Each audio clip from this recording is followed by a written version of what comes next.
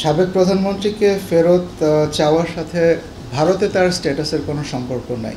সবাই জানে যে উনি ভারতে আছেন, এটা আবার আলাদা করে কেন জানতে চাইতে হবে? বাংলাদেশের নাগরিক হিসেবে আমরা বাংলাদেশের একজন নাগরিককে ফেরত চেয়েছি। এখানে ইন্ডিয়াতে উনি কোন স্ট্যাটাসে আছেন সেটা আমার জন্য বিবেচ্য কেন হবে?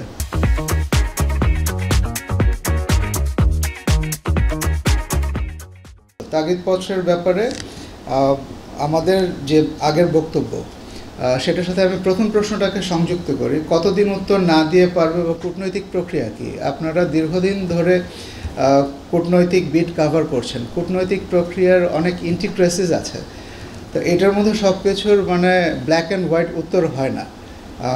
আমরা আমাদের অনুরোধ জানিয়েছি, আমরা ফেরত চেয়েছি, আমরা ভারতের উত্তরের জন্য অপেক্ষা করব।